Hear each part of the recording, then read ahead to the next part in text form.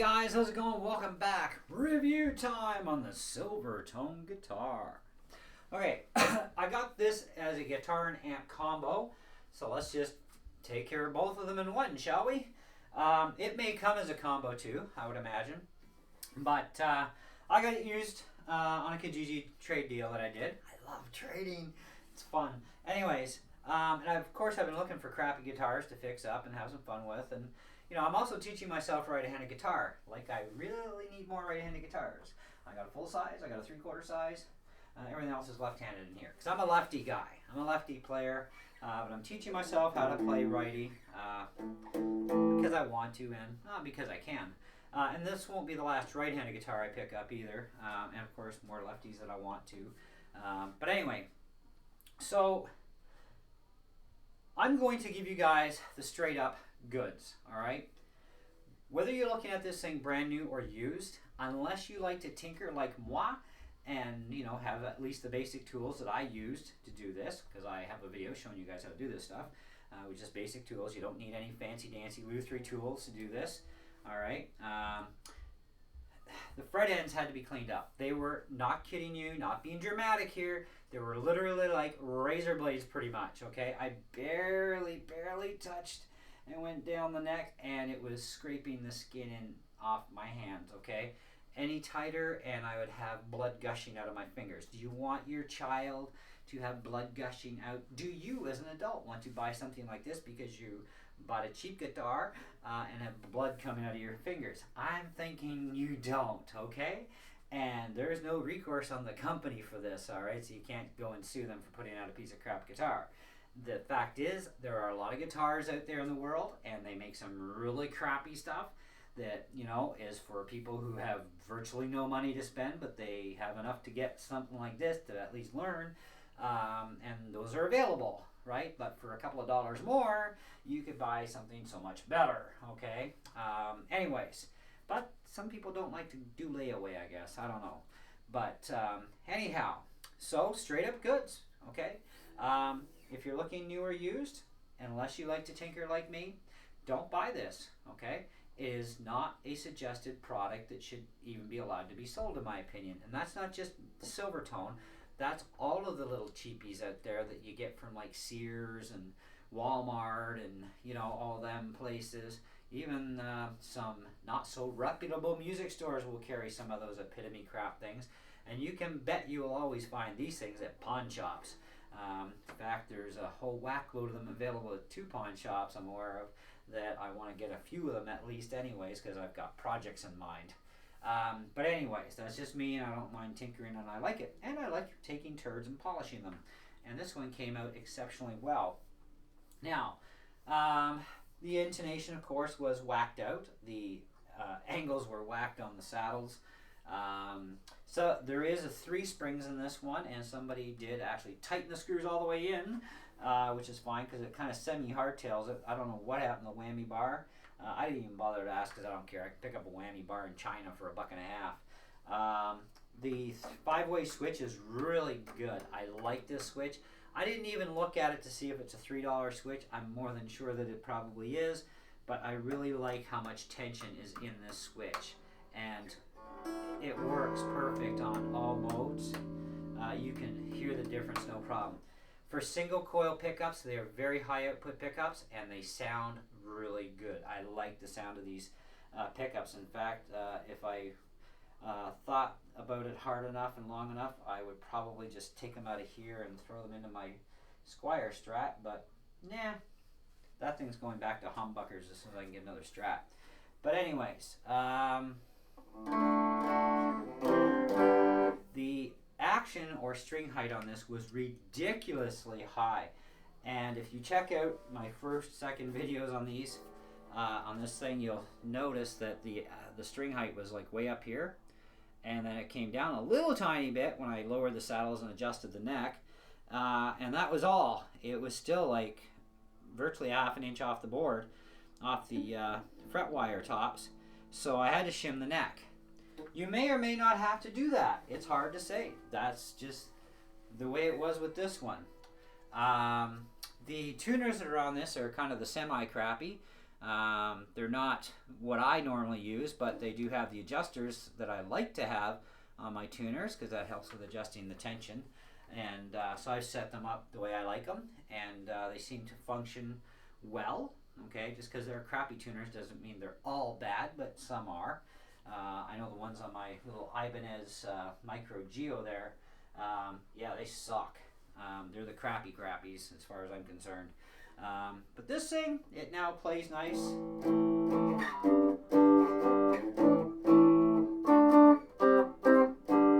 And so I set up the intonation. The saddles are set properly. Neck set properly. Everything's set up great on this thing now. It's like a really nice playing machine now.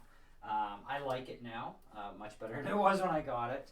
Now keep in mind I am a lefty player, but I'm going to play you a little bit on this thing, and it is going through its own amp that came with it.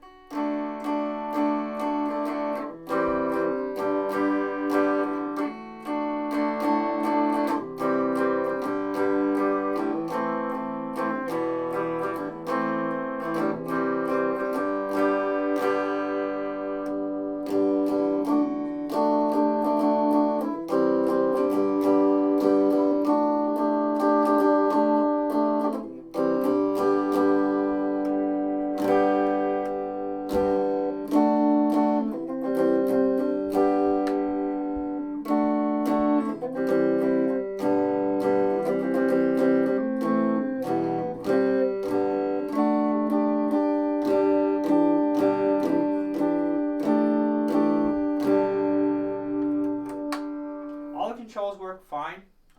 Good tonal response.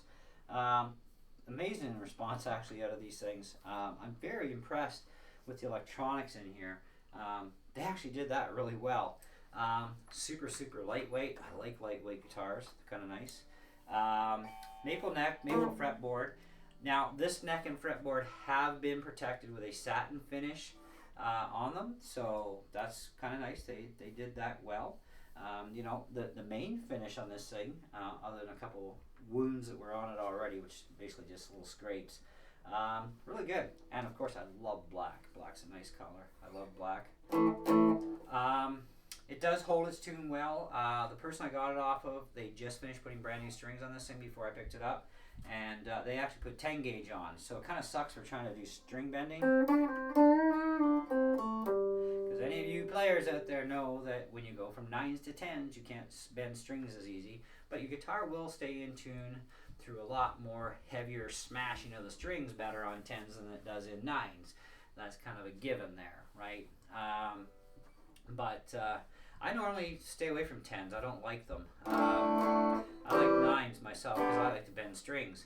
But these can stay on here. They're brand new. They came with it. I don't care. And I'll probably just keep using 10s on it just because, you know. But the tuners could probably be changed over to something better. Whether or not they get done, I have no idea. I really don't want to put a lot of money into this thing anyways.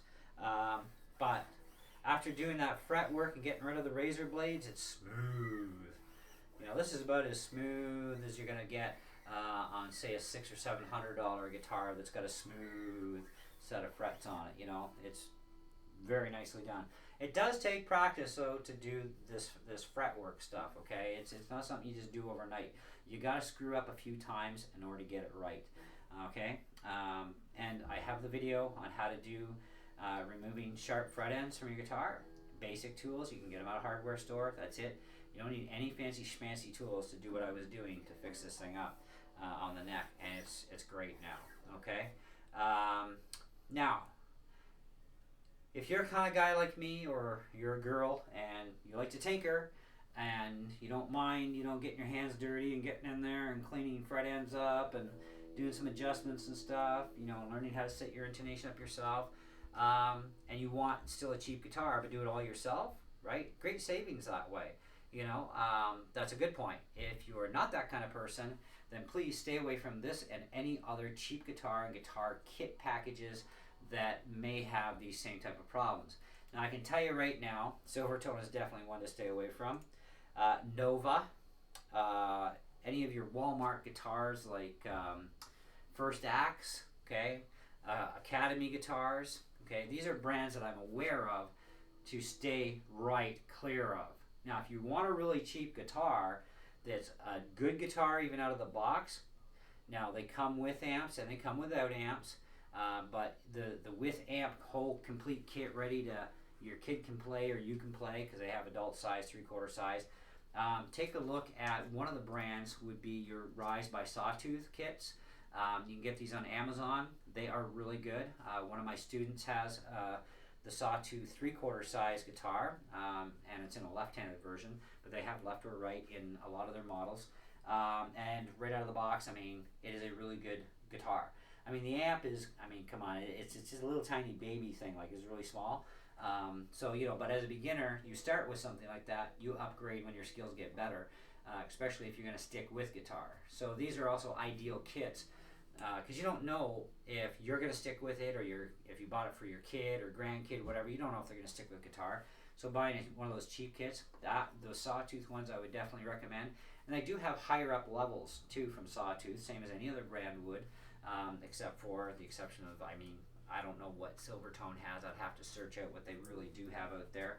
But a lot of companies do have different levels, right? This is our garbage, and this is our, you know, good stuff. This is our middle of the road, and this is our really expensive, cool stuff, okay? And so a lot of companies can meet everybody's budget.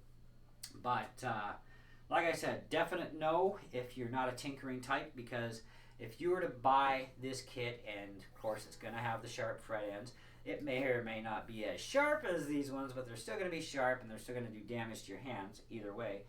You're going to need a proper setup and all that other jazz with this. I was impressed, by the way, with the Sawtooth guitar that my student has, because I didn't have to do any setup for it. We just put on brand new strings, because the strings that came with it sucked. And came with good tuners on it, you know, not these ones. I don't like these kind of tuners that much, but these ones are kind of semi-adjustable, you know, so they're in between. I hate them and I love them, you know, type of thing. It's a hate-love relationship with these ones, but they do, once everything's set up, these things go into tune really nice, and they seem to hold their tune really good. So I can't completely diss the machine heads too far, but now that the guitar is fixed up, it is nice, but you will pay a music store probably by the time they're done with the fret work, the setup, a new set of strings that are good, blah blah blah. You're probably going to be out, well, the price of your kit plus an extra close to $200. So your best option is check out the other brand I told you about, which is the Sawtooth brand, because I have knowledge of those and they are good. Or just buy yourself like a Squier Strat or a Tele, you know, or some other humbucker guitar with humbuckers. I love my Tele.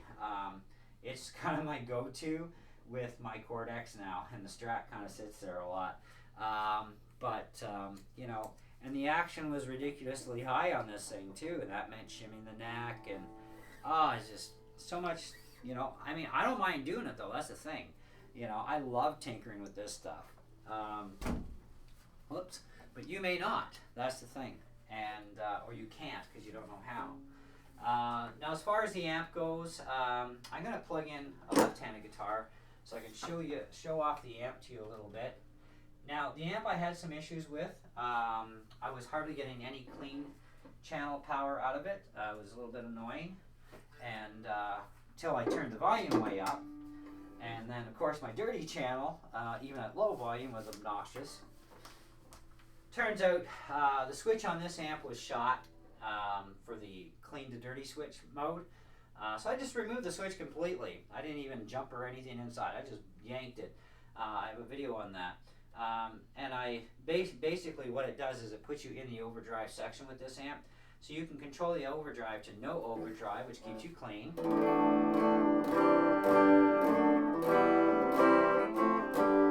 And that's on like 1.5, so let's put it to 3.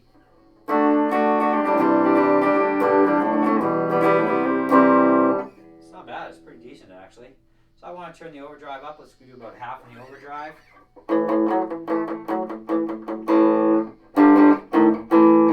Gets a little loud, eh? Not bad. Let's put that to 10.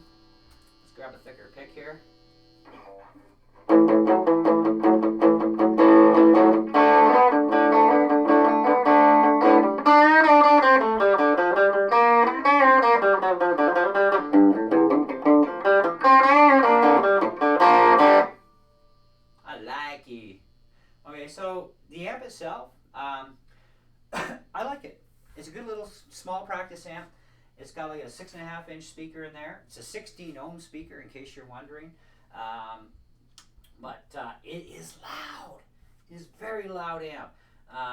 Because the neighbors, of course, are home. I can't crank it up for you guys. Sorry. Maybe next time when I go out, I'll shoot a video and crank it up and show you a demo of this thing. Just blare it. Anyway, headphone jack, tape CD input, of course your main input, overdrive channel. Now, overdrive and distortion are completely different. If you look at an amp, say like this Music Master amp here, of course, it just says gain and volume. So if you turn the gain right up, it's like massive metally distortion. Like it's just obscene distortion. And you can back it off a little bit. And it's got a nice clean channel to it. It's pretty decent. This is very clean and a very nice clean overdrive. That can get a little raunchy, especially once you start cranking the volume up with it. It can start, really popping good, you know what I mean? So I think the amp is actually okay. It's called a Silvertone Smart 2S amp. And they use the number 2 as 2 capital I's. Okay, so if you're familiar with Roman numerology. Anyway, so a little baby S on there. Yeah, the amp is actually pretty good. I've no idea why they would put 2 ports in the front of this thing when it's an opened enclosure in the back. Well, it's half opened. It's like, that's kind of ridiculous when you think about it. But they did. And it's like, well, whatever. We'll go with it. It's loud. It's fun. The overall outside condition and everything, and the speaker condition, this thing is, for a used amp, is in great shape. Just that switch was the problem. And I do have a video about this whole switch thing, especially on this amp, and you can pull the switch on a lot of different amps if you needed to. And I'm trying to find a replacement switch, because I'm thinking I might put a new switch in it just to make it whole again. But this is actually a great amp too to let my students beat the hell out of. So that kind of works for me as well. I think the amp's good. So if you find just the amp, like in a pawn shop type of deal or just sold separately online, I think the Smart 2S would be a great little beginner practice amp. And you can run pedals through it. I see no issues for that. Just, like keep the overdrive turned off, right? And keep it on the clean channel. Run your distortion pedals and your flanger and your phaser and your reverb and your delay and all that other stuff through there. And hey, you'd be wonderful. It'd be great. So that's my recommendations on that. So I think the amp is pretty good overall, minus the problem that it did have a problematic switch. But it is used, so hey, you never know, right? The guitar, I know for a fact, brand new, that thing's razor blade, fret end, very bad, okay? Like I said, we've gone through that, my recommendations either way. So let me know what you guys think. Let me know what you think of the guitar. This thing, it's great guitar now. It is now. It took some work, but now it's a really good guitar, and even for a right-handed guitar, I'm happy with it. It's good now. And I'll probably get a couple more right-handed guitars, but I'm going to be getting them from like pawn shops for $70, or $30, whatever I can find, because I have some projects in mind, and I want to experiment with cheap, crappy guitars, and take a turd and turn it into a wonderful work of art, as well as better playability too.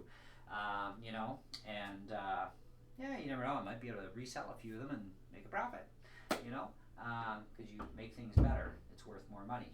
But anyways, that's pretty much it and all, and we're signing off. Have a good one, guys. Keep rocking.